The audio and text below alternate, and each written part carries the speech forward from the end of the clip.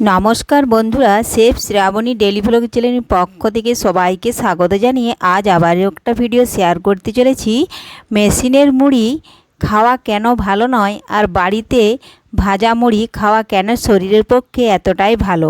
আপনারা প্রথম থেকে পুরো ভিডিওটা শেষ পর্যন্ত দেখতে থাকুন। ভিডিওটি ভালো লাগলে একটা লাইক দিয়ে পাশে থাকুন ও বন্ধুদের সাথে শেয়ার করে দিন। তো দেখুন বন্ধুরা, তার জন্য আমি এখানে মেশিনের বন্ধন মুড়ি নিয়েছি, যেটা মেশিনে ভাজা হয়। আর এখানে দেখুন আমি বাড়ির ভাজা মুড়ি নিয়েছি এই ডিবাটাতে। আর দেখুন মেশিনের ভাজা মুড়ির প্যাকেটের ভিতরে দেখুন কত পাউডার গুঁড়ো গুঁড়ো ভাব দেখা যাচ্ছে। এখন দেখুন আমি প্যাকেটটা একটু কাঁচি দিয়ে কেটে নিলাম। এই দেখুন কেটে নিয়েছি। আর নিয়েছি জামবাটি। দেখুন কিছুটা মুড়ি আমি এই বাটির মধ্যে ঢেলে দিলাম। এখন বাড়িতে যে মুড়িটা ভেজেছি সেই মুড়িটাও দেখুন ওই একই বাটিতেই দেখুন আমি ঢেলে নিচ্ছি সমান সমান। এই দেখুন বন্ধুরা, মুড়িগুলো দেখতে কিন্তু সেম, তো দেখে করে কোনো পরিবর্তন বোঝা যায় না। এই জন্য দেখুন আমি কিছুটা জল দুটো মুড়িটাতেই দেখুন আমি ঢেলে নিলাম। এখন বাড়ির ভাজা মুড়িটা হাত দিয়ে যেভাবে আমরা বাড়িতে খেয়ে থাকি দেখুন সেইভাবে কিন্তু জল ঢেলে নিয়ে হাত দিয়ে আমি মেখে নিলাম। এই দেখুন এখন মেশিনের ভাজা মুড়িটাও দেখুন আমরা বাড়িতে যেভাবে খাই সেইভাবে দেখুন জল ঢেলে মেখে নিলাম। এই দেখুন মেখে নিয়েছি। এটা কিন্তু খুব সহজেই নরম হয়ে গেল দেখুন, আর একটা পিছলে পিছলে ভাব আসছে। আর বাড়ির ভাজা মুড়িটা দেখুন এখনও নরম হয় না, শক্ত আছে। এই দেখুন এখন আমি একটা থালা নিয়েছি, জল থেকে ছেঁকে বাড়ির ভাজা মুড়িটা আগে তুলে নিচ্ছি। আর এই মুড়িটা জল ঢেলে না খেলে কিন্তু এর পরিবর্তন কোনো বুঝতে পারবেন না। অনেক সময় যারা চপ পকোড়ি বা তেলে ভাজা দিয়ে খেয়ে থাকেন তারা কিন্তু বুঝতে পারেন না। তার আগে যদি কোনো বন্ধু আমার চ্যানেলে নতুন হয়ে থাকেন চ্যানেলটি সাবস্ক্রাইব করে বেল আইকন হলে সেট করে দিন সবার প্রথমে এই নতুন নতুন মজার ভিডিও পেতে। তো দেখুন বন্ধুরা, এখন আমি মেশিনের ভাজা মুড়িটা এই পাশে দেখুন তুলে নিচ্ছি। একই রকমভাবে জল ঝরিয়ে দেখুন আমি তুলে নিচ্ছি। এই দেখুন জল ঝরিয়ে তুলতেই দেখুন দেখা যাচ্ছে বাড়ির ভাজা মুড়ির জলটা কত পরিষ্কার দেখা গেল। আর এই দেখুন মেশিন ভাজা মুড়ির জলটা কিন্তু কতটাই ঘন কালো ভাব দেখা যাচ্ছে, আর নিচে কিন্তু অনেক পলি পলি ভাব দেখা যাচ্ছে। আপনারা দেখুন এইভাবে আপনারাও বাড়িতে যদি জল ঢেলে খান মেশিনের ভাজা মুড়িটা তাহলেই কিন্তু আপনারা এই পার্থক্যটা দেখতে পাবেন।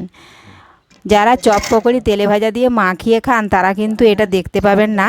আর তেলে ভাজা চপ পকোড়ি দিয়ে খেলে কিন্তু যে কোনো মুড়ির স্বাদই ভালো লাগে। এই দেখুন আমরা অনেক সময় তরকারি বা চপ পকোড়ি দিয়ে খেয়ে থাকি, আর এই মেশিন ভাজা মুড়ির এই জলটা যদি খাওয়া হয় তাহলে কিন্তু শরীরে অনেক সময় ক্ষতি হয়। দীর্ঘদিন খাওয়ার ফলে অনেক সময় পেটের গন্ডগোল দেখা দেয়। আর বাড়ির ভাজা মুড়িটা দেখুন আমরা কত সুন্দর পরিষ্কার পরিচ্ছন্ন করে ভাজি, তো সেটা আপনাদেরকে দেখাচ্ছি। দেখুন পরের স্টেপে এই দেখুন বাড়িতে ওই একই চালটা কিন্তু আমি নিয়েছি। এটা নিয়েছি 4 কেজি চাল। পরিমাণ মতো জল দিয়ে একটু ভিজিয়ে নেব, কারণ এই লাল চালটা অনেক সময় মা ঠাকুমাদের কাছ থেকে শুনে এসেছি এটা নাকি ইউরিয়া দিয়ে চালটা তৈরি হয়, এই জন্যই কিন্তু চালটা লাল দেখা যায়।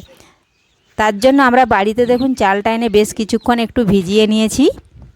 আর ভিজিয়ে নিয়ে দেখুন হাত দিয়ে মাখতে মাখতে কিন্তু একটা পিছলে পিছলে ভাব আসছে, আর কতটাই ঘন সাবান জলের মতন জল বের হচ্ছে। এই জলটা কিন্তু আমরা বাড়িতে ফেলে দিই। আর মেশিনে যারা ভাজে মুড়ি তারা কিন্তু অনেক চাল ভাজে, এই জন্য ওদের কিন্তু ধোয়া কখনোই সম্ভব নয় বা ওরা ধুয়ে থাকে না। এই দেখুন এখন আমি জলটা 2 থেকে 3 বার ধুয়ে ফেলে দেব, তাহলে চালটা কিন্তু অনেক পরিষ্কার হয়ে যায় আর মুড়িটাও পরিষ্কার হয়। এই জন্যই বাড়ির ভাজা মুড়ি যদি আমরা জল ঢেলে খেয়ে থাকি জলটাও কিন্তু পরিষ্কার হয়। অনেক সময় আপনারা জেনে থাকবেন মুড়ির গুণাগুণ সম্পর্কে কম বেশি। অনেক সময় ডাক্তারেরা মুড়ির জলও কিন্তু সবাইকে খেতে বলে, কারণ মুড়ির জলের মধ্যেও একটা গুণাগুণ আছে, এই জন্যই খেতে বলে। তাহলে বাড়ির ভাজা মুড়ি কিন্তু জল ঢেলে খেতে হবে। মেশিনের ভাজা মুড়ির জলটা কিন্তু খাওয়া কখনোই ভালো নয়, তাতে শরীর খারাপ হবে যে ভালো হবে না। তো দেখুন বন্ধুরা, আমি 2 থেকে 3 বার জল পাল্টে ফেলে দিয়েছি। এখন আমি হাত দিয়ে একটা টকার মধ্যে চালটা ছেঁকে নিচ্ছি, তাতে চালের গায়ে যে এক্সট্রা জল থাকবে সেটাও কিন্তু বাইরে ঝরে যাবে। এই দেখুন আর মেশিনে যে চালটা ওরা ভাজা হয় ওরা এইভাবে কিন্তু ধুয়ে পরিষ্কার করে নোংরা জলটা ফেলে দেয় না, এজন্য ওদের মুড়ির জলটা কিন্তু এতটাই নোংরা হয়। ওরা সামান্য লবণ জল ছিটিয়ে চালটা লবণ মাখিয়ে নেয়। আর দেখুন বন্ধুরা, এখন আমি চালটা আবারও হাঁড়িতে ঢেলে নিয়েছি। এখন 4 কেজি চালের পরিমাণ অনুযায়ী দেখুন আমি প্রত্যেকটা কোণার মাপে ছোট ছোট ভাগ বসিয়ে দিচ্ছি। 4 কেজি চাল কিন্তু আপনারা মেপে দেখবেন, আমরা মেপে দেখেছি 4 কেজি চাল 12 কোণা হয়। এই জন্য দেখুন প্রত্যেকটা কোণার মাপ অনুযায়ী আমি 12টা ভাগ বসিয়ে দেব। তাহলে লবণটা কিন্তু একদমই বেশি হবে না আর কমও হবে না, ঠিকঠাকভাবে হবে। আর অনেকটা লবণ যদি হাত দিয়ে একসাথে আমি ছড়িয়ে দিই তাহলে কিন্তু অনেক সময় আন্দাজ মতো হবে না, তাতে কিন্তু কম বেশি হয়ে যেতে পারে। কম হওয়া তাও ভালো, বেশি হওয়া কিন্তু একেবারেই শরীরের পক্ষে খারাপ। কারণ অনেক সময় যাদের প্রেসার থাকে তাদেরকে কিন্তু ডাক্তার লবণ খেতে নিষেধ করে, এজন্য অনেকেই মুড়ি খেতে চায় না। কিন্তু একটু যদি লবণটা কম হয় তাহলে এইভাবে যদি জল ঢেলে মুড়ি খান তাহলে কিন্তু মুড়ির জলের সাথে লবণটা অনেক বেরিয়ে যায়, দিয়ে সেই মুড়িটা খাওয়া কিন্তু অনেকই ভালো। দেখুন কিছুক্ষণ মাখিয়ে নেওয়ার পর আমি 1 টেবিল চামচ সাদা তেল দিয়ে দিলাম, তাহলে চালটা বেশ পিছলে পিছলে ভাব হয়। এই দেখুন লবণ মাখিয়ে বেশ কিছুক্ষণ আমি রেখে দিয়েছিলাম, তাতে চালের গায়ে যেটুকু জল ছিল সেটাও কিন্তু শুকিয়ে ঝরঝরে হয়ে গেছে। আর এই দেখুন এখানে চালটা আমরা শুকিয়ে নেব।